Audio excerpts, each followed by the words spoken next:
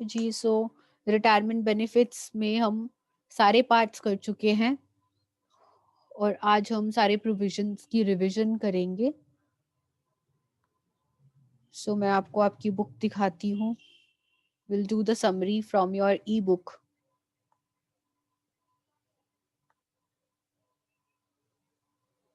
Here's it. Retirement benefits at a glance. Okay, so the first retirement benefit that we discussed was gratuity, और gratuity में हमने 3 parts करे थे. Gratuity in case of government employees and gratuity in case of non-government employees covered and non-government employees not covered by Gratuity Act. Government employees के case में gratuity is fully exempt, यहाँ पर आपको कुछ सोचने की जरूरत नहीं है। लेकिन नॉन गवर्नमेंट एम्प्लॉयज के केस में यदि कवर्ड बाय ग्रेचुटी एक्ट है तो यहाँ पर आप एग्जेम्पशन कितने की देते हैं? ग्रेचुटी रिसीव्ड 20 लाख और 15/26। ये 15 जो है यहाँ पर 7/26 हो जाता है यदि सीजनल एस्टेब्लिशमेंट हो। सीजनल एस्टेब्लिशमेंट के केस में ये 15/26 7/26 हो जाएगा। इसको आप मल्टीप्लाई करेंगे कंप्लीटेड ईयर्स के साथ, और जब आप कंप्लीटेड ईयर्स लेंगे तो यहाँ पर जल्दी से चैट बॉक्स में बताएं, ग्रेटर देन 6 मंथ्स को आप 1 ईयर मानेंगे या नहीं मानेंगे? मोर देन 6 मंथ्स को आप 1 ईयर मानेंगे या नहीं मानेंगे?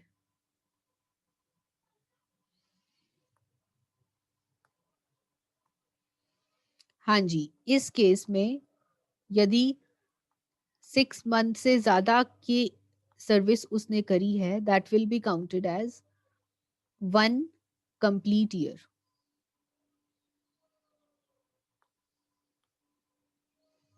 और यहां पर सैलरी का मीनिंग क्या है? Salary means basic plus DA. तो यहां पर सैलरी का मीनिंग क्या है? 2 star basic plus DA. Enter हो या ना हो फर्क नहीं पड़ता। और सैलरी में क्या लेना है आपने? जो सैलरी रिटायरमेंट के टाइम पर थी उसकी सैलरी लास्ट ऑन। और जहां पर gratuity not covered, government employ not covered by gratuity act है, वहां पर आपको 1/2 लेना है, multiply by completed year of service and average salary of last 10 months. यहां पर क्या है? सैलरी लास्ट ऑन, और यहां पर क्या है? Average salary of last 10 months. Last 10 months कौन से? आप रिटायरमेंट वाला महीना छोड़ दीजिए, रिटायरमेंट वाले मंथ से पिछले 10 महीने की एवरेज सैलरी आप लेंगे, उसको मल्टीप्लाई करेंगे कंप्लीटेड ईयर ऑफ सर्विस के साथ, इनटू 1/2 कर देंगे। और यहाँ पर सैलरी का मीनिंग क्या है? 3 star, same as HRA। Salary basic salary plus DA enter plus commission as percentage of turnover. Gratuity के बाद हमने पेंशन का पार्ट किया था।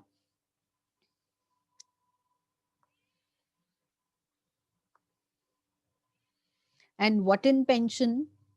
Let's see.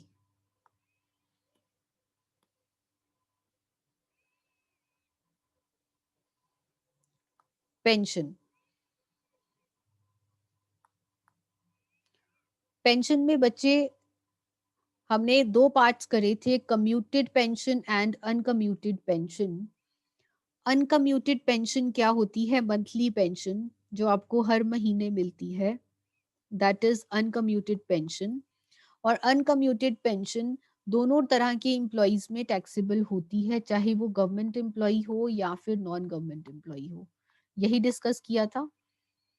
And then commuted pension, जहां पर लमसम अमाउंट मिलता है, इकट्ठा पैसा मिलता है, वहां पर यदि गवर्नमेंट एम्प्लॉई है तो एग्जेम्प्ट हो जाएगा, और जहां पर नॉन गवर्नमेंट एम्प्लॉई है वहां हम देखते हैं कि एम्प्लॉई को ग्रेच्युटी मिल रही है या नहीं मिल रही। यदि ग्रेच्युटी मिल रही है तो पहले आप फुल पेंशन निकालिए और उसका 1/3 कर दीजिए, और यदि ग्रेच्युटी नहीं मिल रही तो आप फुल पेंशन निकालिए और उसको 1/2 कर दीजिए। आप फुल पेंशन कैसे निकालेंगे? यूनिटरी मेथड अप्लाई करके आप फुल पेंशन निकालते हैं, उतना एग्जेम्प्ट हो जाएगा, बाकी विल बी टैक्सेबल। उसके बाद हमने लीव एनकैशमेंट ऑफ सैलरी किया था। लीव एनकैशमेंट ऑफ सैलरी,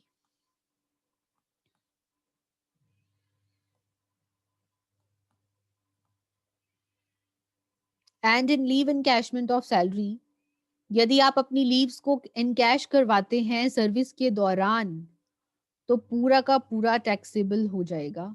यदि आप सर्विस के दौरान करवा रहे हैं, चाहे गवर्नमेंट एम्प्लॉई हो चाहे नॉन गवर्नमेंट एम्प्लॉई हो, पूरा टैक्सेबल। लेकिन यदि आप रिटायरमेंट के टाइम पर करवा रहे हैं तो गवर्नमेंट एम्प्लॉइज के केस में एग्जेम्प्ट हो जाएगा पूरा का पूरा, और यदि नॉन गवर्नमेंट एम्प्लॉई है तो वहां पर आप लेंगे लीस्ट ऑफ द फॉलोइंग। क्या एग्जेम्प्ट होगा? आपको सबसे पहले निकालनी है कि आपकी अनअर्न्ड सॉरी अनअवेल्ड लीव्स कितनी है। अनअवेल्ड लीव्स, आप अनअवेल्ड लीव्स कैसे निकालते हैं? अनअवेल्ड लीव्स, जो लीव्स इस्तेमाल नहीं हुई, कैसे निकलती हैं? Is equal to leaves entitled, आपकी कितनी लीव्स की हकदारी है, उसमें से आप माइनस कर देते हैं लीव्स अवेल्ड। अवेल्ड क्या? जितनी लीव्स आपने इस्तेमाल कर ली वो माइनस कर दीजिए, और बाकी आपकी आ जाएंगी अनअवेल्ड लीव्स जो आपने इस्तेमाल नहीं करी। इन अनअवेल्ड लीव्स के बदले में आपको मिलता है कैश। सो एग्जेम्प्ट कितना रहेगा? आपको अनअवेल्ड लीव्स लेनी है, उसको मल्टीप्लाई करना है एवरेज मंथली सैलरी के साथ, और एवरेज मंथली सैलरी आपकी कैसे निकलेगी? पिछले 10 महीने की सैलरी देखिए, रिटायरमेंट के दिन से। रिटायरमेंट के दिन से आपने रिटायरमेंट का महीना छोड़ना नहीं है। रिटायरमेंट की डेट से पिछले 10 महीने की सैलरी ले लीजिए, उसका एवरेज कर लीजिए, that will be your average monthly salary. Second is average monthly salary multiply by 10, third limit is 3 lakh, and fourth is amount actually received.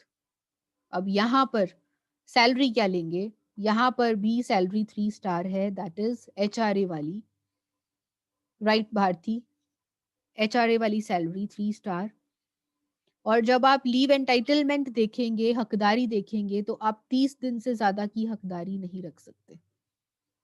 और इस केस में जब आप कंप्लीटेड ईयर ऑफ सर्विस देखते हैं, कंप्लीटेड ईयर ऑफ सर्विस, तो completed year of service के case में आप 6 मंथ से ज्यादा का यदि पीरियड है तो आप उसको 1 साल नहीं मानेंगे। ये चीजें देखने वाली है बेटा, 6 महीने से ज्यादा को 1 साल नहीं मानेंगे। आपको ये कंपैरिजन वाला जो चार्ट है ये ध्यान में रखना है, क्योंकि ये जो प्रोविजंस हैं ये मिक्सअप हो जाएंगी। सो इसको नोट करते रहिए। देन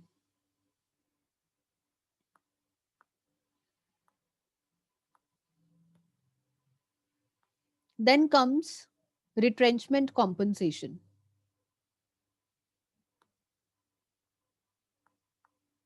रिट्रेंचमेंट कॉम्पनसेशन में हमने क्या किया था बेटा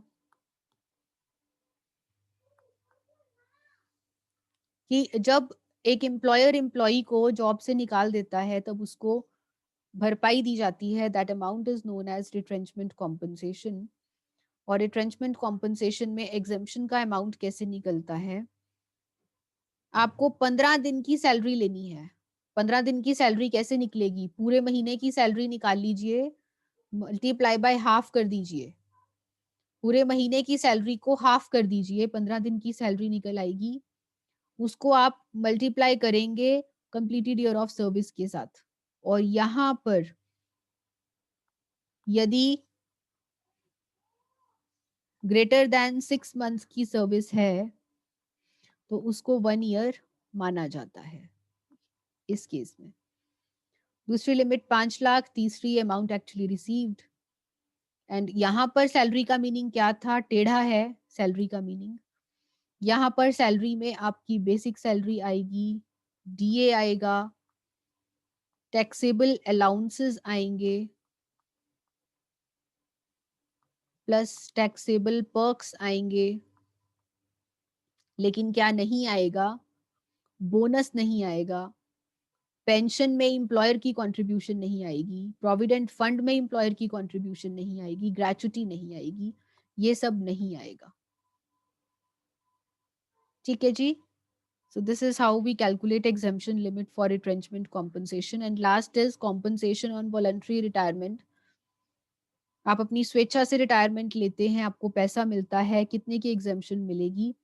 आपको कंप्लीटेड ईयर ऑफ सर्विस लेने हैं और उसको मल्टीप्लाई करना है 3 मंथ सैलरी के साथ। यहाँ पर सैलरी क्या है, यहाँ पर सैलरी अगेन 3 स्टार है, एचआरए वाली, basic plus DA enter plus commission.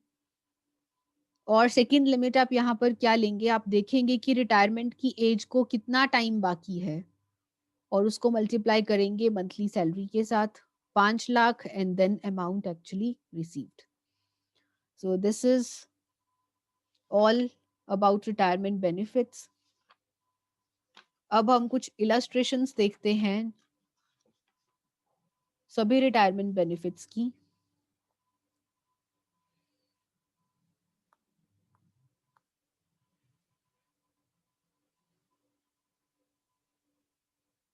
And for this we have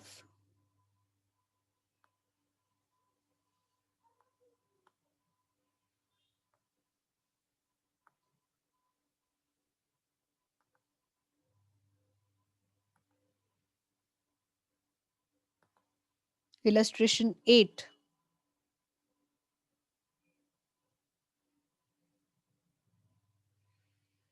Mr. Manoj retired from central government service.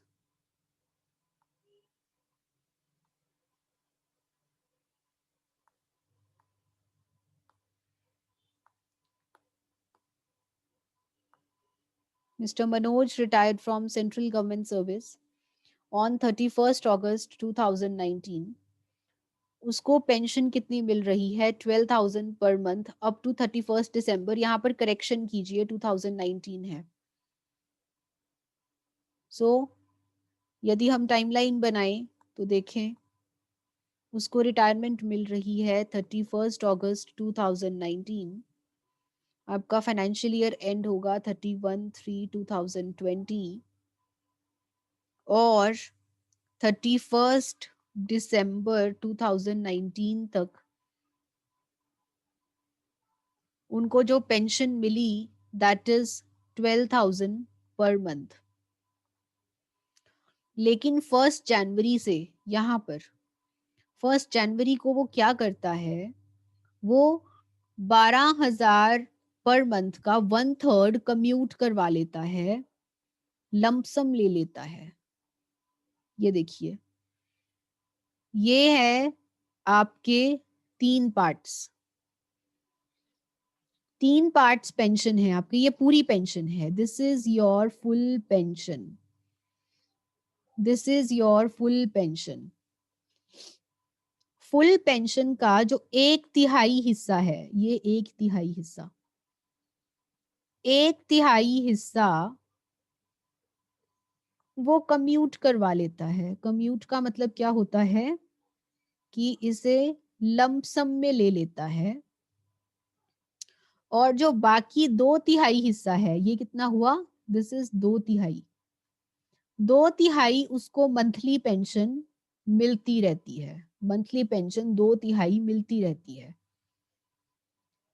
ठीक है जी। इसका मतलब क्या हुआ, 2/3 किसका, 12,000 का 2/3। तो 12,000 का 2/3 हिस्सा उसको हर महीने मिलता रहा।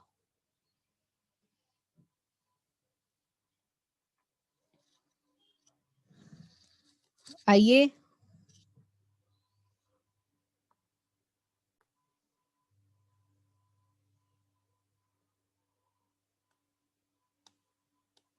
Okay, white board.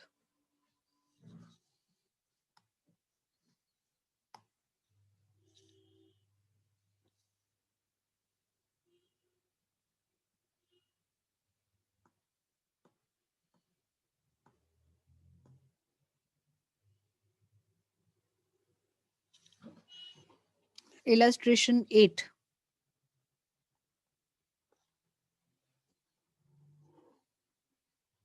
पेंशन के केस में सबसे पहले होता क्या है? पेंशन यदि अनकम्यूटेड है, अनकम्यूटेड मंथली पेंशन,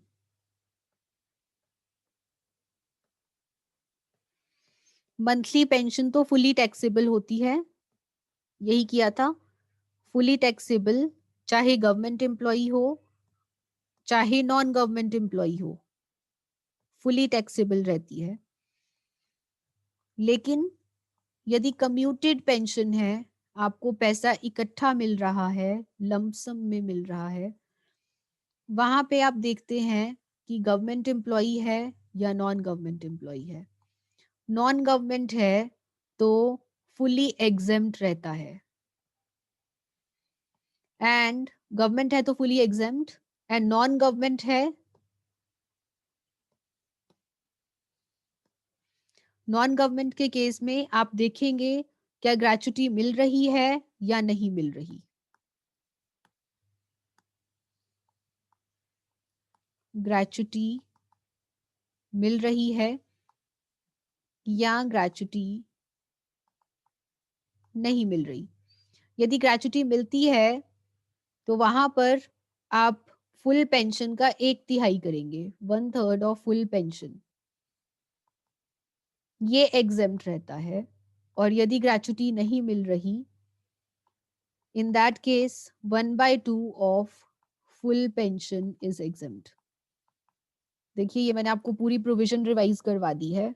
अब वो गवर्नमेंट एम्प्लॉय है, गवर्नमेंट एम्प्लॉय है, यहां पर है वो, जो तो कम्यूटेड अनकम्यूटेड पेंशन है वो तो फुली टैक्सेबल रहेगी। देखिए उसको मंथली पेंशन कितनी मिल रही है? Monthly pension 12,000 per month. वो रिटायर कब हो रहा है? 31 अगस्त 2019 को, और 31 दिसंबर 2019 तक उसको पूरी पेंशन मिल रही है 12,000 पर मंथ। तो अगर हम अनकम्यूटेड पेंशन की बात करें, जो उसको लमसम मिल रही है, uncommuted pension 12,000 multiply by September, October, November, December, 4 months, ये 4 मंथ्स की जो पेंशन है, इसके ऊपर तो उसको पूरा टैक्स पे करना है। ये देखिए ये वाला पार्ट है, पूरा टैक्स पे करना है। साथ ही साथ अगर हम यहां तक की बात करें, 31 मार्च 2020 तक, यहां तक की बात करें, कितने महीने हैं? 3 मंथ्स। इन 3 महीनों में उसने क्या किया? 1/3 कम्यूट करवा लिया, और 2/3 अभी भी उसको मंथली पेंशन मिल रही है। 2/3 किसका? 12,000 का 2/3। 12,000 का 2/3 कितना हुआ? 8,000। 8,000 उसको अभी भी मंथली पेंशन मिल रही है। इसके ऊपर तो टैक्स लगेगा ही। 8,000 इंटू 3 मंथ्स, इसके ऊपर तो टैक्स उसको पे करना ही है। नो? सो इस हिसाब से आपका जो आंसर आया, that is 48,000 plus 24,000, that is 72,000। ये तो बात हुई आपकी मंथली पेंशन की, मंथली पेंशन। अब हम बात करते हैं कम्यूटेड पेंशन की। कम्यूटेड पेंशन जो उसको लमसम मिला, लमसम उसको कितना मिला है?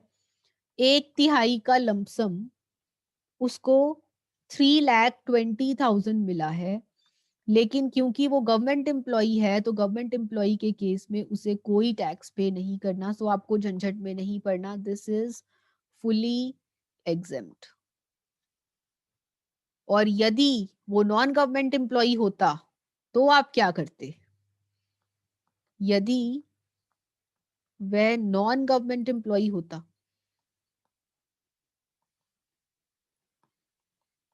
तो आप ये देखते उसको ग्रेचुटी मिली है या नहीं। अगर मिलती तो आप क्या करते? उसको कम्यूटेड पेंशन कितनी मिली? 3,20,000। 3,20,000, तो 3,20,000 इज 1/3, तो पूरा वन कितना होगा आप ये कैलकुलेट करते। ठीक है, कि 1/3 इज 3,20,000, तो वन कितना होगा? तो आप कैसे कैलकुलेट करते? 3,20,000 divided by 1/3 into 1, which would come to 3,20,000 into 3। ये पूरी पेंशन निकलती और पूरी पेंशन का फिर आप क्या करते? पूरी पेंशन का आप 1/3 यहाँ पर करते, 1/2 यहाँ पर करते। लेकिन इतने लंबे झंझट में हमें नहीं पड़ना। क्यों नहीं पड़ना? Why not? Because in this case he is what? He is government employee, और गवर्नमेंट एम्प्लॉय के केस में यदि वो पेंशन इकट्ठी लेता है तो उसे कोई टैक्स पे नहीं करना, फुली एग्जेम्प्ट होता है। सो यहाँ पर सिर्फ और सिर्फ मंथली पेंशन के ऊपर टैक्स लग जाएगा। ओके जी,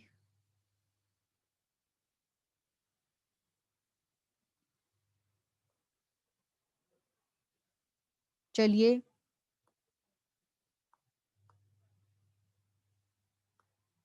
देखते हैं next part.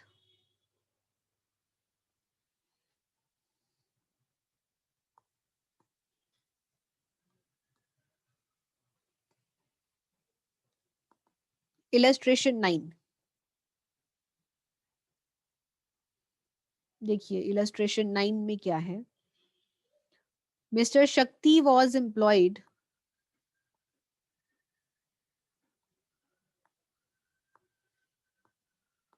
Mr. Shakti was employed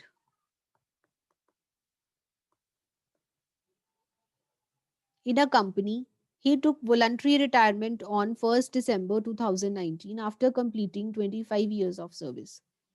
On 1st January 2019, his salary was 19,400 per month after adding the annual increment. He was entitled to 1 month earned leave every year. The total leaves availed is 10 months and actual amount received is 2,60,000। सबसे पहले तो हमें ये calculate करना है कि उसकी leaves कितनी है। उसकी लीव्स कितनी है, आइए देखते हैं। Illustration 9, number of unavailed leaves, जो छुट्टियां उसने इस्तेमाल नहीं करी वो कितनी है। देखिए उसने 25 साल काम किया, पहले तो एंटाइटलमेंट कितनी थी उसकी, हकदारी कितनी थी। 25 साल काम किया, 25 ईयर्स, और हर साल की उसको 30 छुट्टियां मिलनी है। 30 छुट्टियां मिलनी है, दैट मीन्स कि उसको कितनी छुट्टियां मिलनी है? 750 छुट्टियां उसे मिलनी है।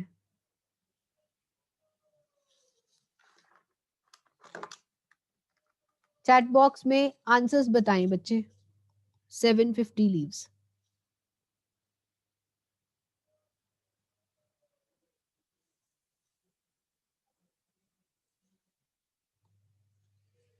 माइनस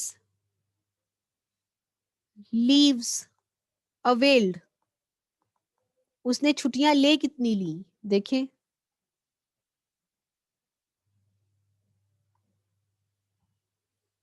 कितनी छुट्टियां ली हैं उसने? 10 महीने की छुट्टियां उसने ले ली हैं। 10 महीने की छुट्टी, 10 months, भाई 10 महीने की छुट्टी को आप नंबर ऑफ डेज में कैसे कन्वर्ट करेंगे? 30 से मल्टीप्लाई कर दीजिए, नंबर ऑफ डेज आ गए।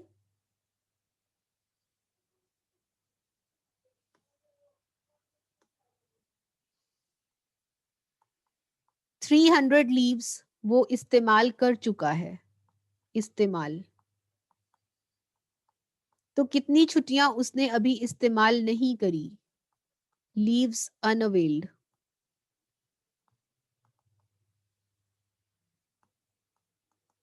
इस्तेमाल नहीं की। कितनी छुट्टियां इस्तेमाल नहीं की? 450 लीव्स उसने इस्तेमाल नहीं की। इन 450 के उसको पैसे मिलेंगे, इन 450 डेज के पैसे मिलेंगे। ठीक है जी। सो एग्जेम्पशन कैसे निकलेगी अब? Exemption, least of the following.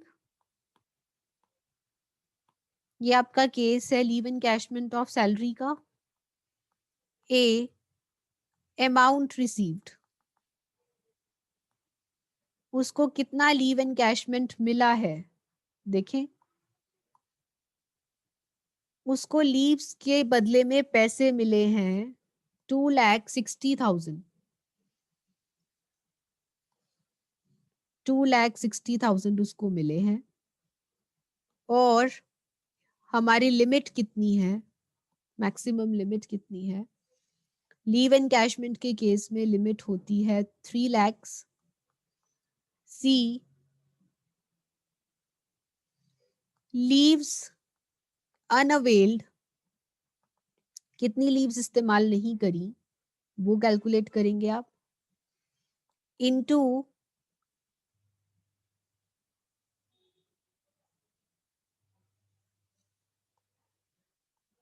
Per month salary, into per month salary upon 30। इस तरह से करेंगे। लीव्स अनअवेल्ड कितनी है? 450 डेज। अब मुद्दा है सैलरी का। सैलरी में क्या क्या आएगा? लीव एनकैशमेंट के केस में सैलरी में क्या क्या आता है? सैलरी आपको एवरेज दे रखी है तो आप बच गए। ये देखिए, आपको एवरेज सैलरी दे रखी है, ही सैलरी वाज 19,400, तो आपको सैलरी कैलकुलेट करने की जरूरत नहीं है। So let's forget about this. Salary calculate नहीं करनी आपको। आप डायरेक्टली 19,400 ले लीजिए। ये आपकी एक महीने की सैलरी है। एक दिन की कितनी आ जाएगी? 30 से डिवाइड कर लीजिए। ये एक दिन की सैलरी आ गई। तो 450 डेज की सैलरी कितनी होगी? 450 डेज की सैलरी आपकी आ जाएगी 291,000। ओके जी। नेक्स्ट, डी पार्ट क्या रहता है इसमें? 10 को मल्टीप्लाई करते हैं आप एवरेज सैलरी के साथ। 10 मल्टीप्लाई बाय एवरेज सैलरी कितनी है? 19,400। This comes out to 1,94,000। इस तरह से जो लीस्ट है वो क्या है? Least is this, so this is exempt. Taxable कितना आ जाएगा? Taxable is received minus exempt. 2,60,000 minus 1,94,000. This comes out to what? This 2,60,000 minus 1,94,000, 66,000 will be taxable.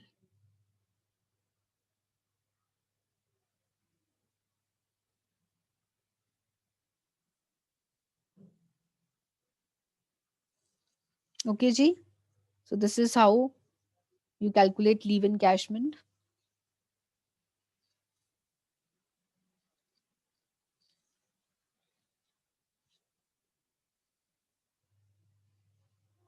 बढ़ते हैं नेक्स्ट इलस्ट्रेशन की तरफ। Illustration 10।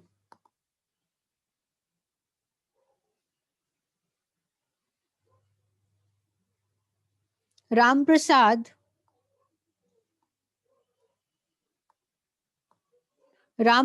an employee of ABC Limited and covered by the Payment of Gratuity Act, receives 4,80,000 as gratuity. He retires on 31st December 2019 after rendering 28 years and 7 months. हाँ जी, covered by gratuity act है। जहां पर covered by gratuity act है वहां पे more than 6 months को आप 1 year assume करते हैं। सो यहाँ पर उसके completed years कितने हैं? यहाँ पर उसके completed years हैं 29। ओके दीक्षा, यहाँ पे आपकी completed years हैं 29। एग्जेम्पशन कितनी मिलेगी? यहाँ पर क्या करते हैं आप? फर्स्ट एग्जेम्पशन लिमिट क्या होती है? 15/26 into completed years of service into average salary, या फिर एवरेज सैलरी नहीं तो salary last drawn, salary last drawn.